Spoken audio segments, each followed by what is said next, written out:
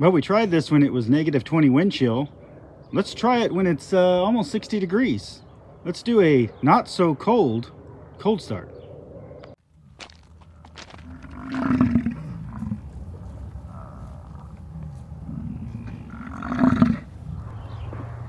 Well, hello guys. This is Buff from Buff's Garage. And if you don't know this car, this is my 1963 Pontiac Grand Prix that I pulled out of the woods last year for No Name Nationals. This car sat under a tree for 40 years, giving it that beautiful patina. And would you believe she's only got 46,000 miles? What she lacked at the time was an engine and transmission, and the rear end was locked up. So, with only 90 days to spare, we threw in an LS engine out of a 2005 Suburban, a TH350 we had laying under our bench, and we put full air ride on this girl and laid her out. We made it to No Name Nationals, we did some victory laps, but now I want to see if she's going to move.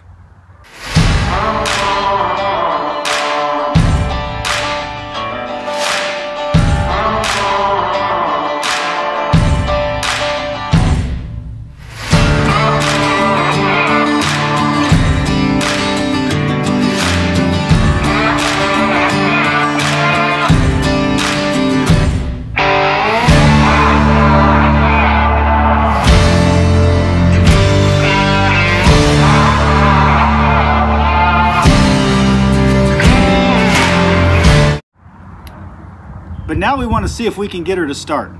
And eventually we want to get her moved and get her roadworthy. So we tried this at -20, it didn't work. We're going to try it again, almost 60 degree weather in January. Here we go. Oh, that's right, that door doesn't work.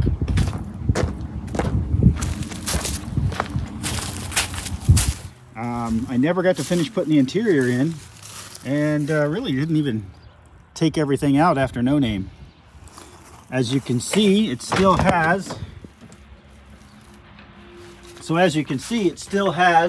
the 2 vice grip setup for the shifter cable, because this is not hooked up to the actual shifter. We didn't have time. The key is in the ignition, but it doesn't do anything, so my ignition is those switches down there. We have a fuel cell and a battery in the trunk. And all of that is ran remote up to the front. And for now, this is our starter.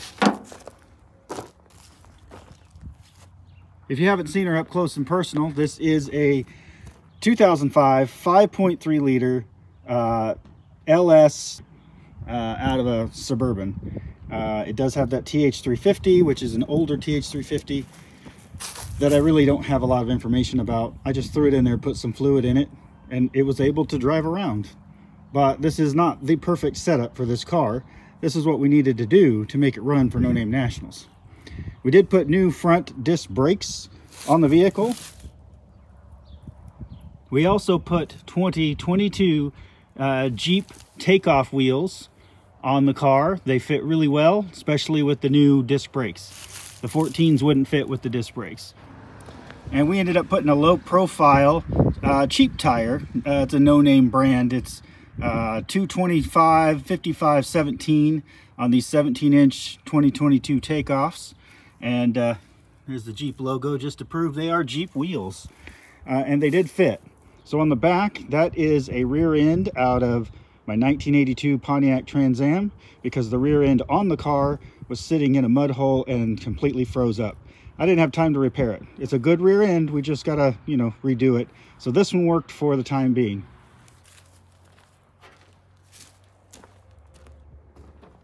And that's set up there. I have our battery power input here.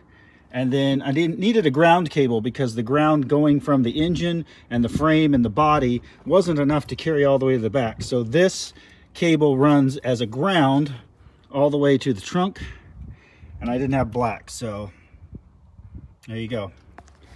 Yes, I need to clean it up, and yes, it's been sitting outside, but I just call that extra patina. So let's try to start it and see what happens.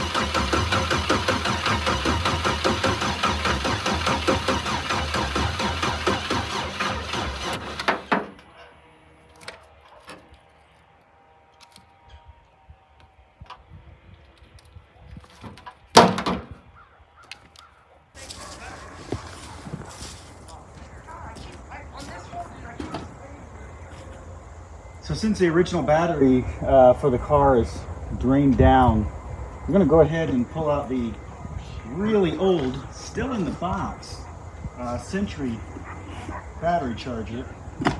It doesn't have all those newfangled digital issues, and hopefully we can get this thing recharged and working for us again.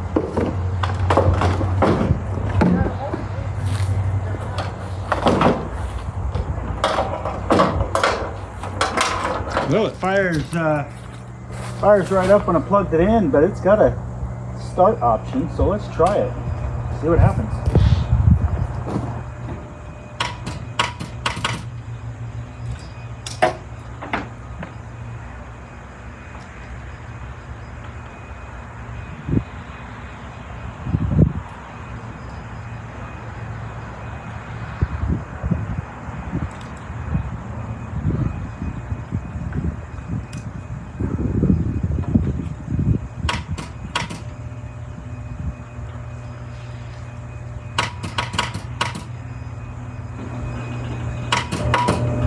Nope.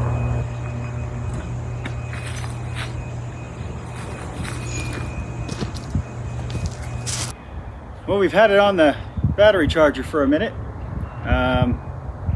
Might as well kick it up and try it.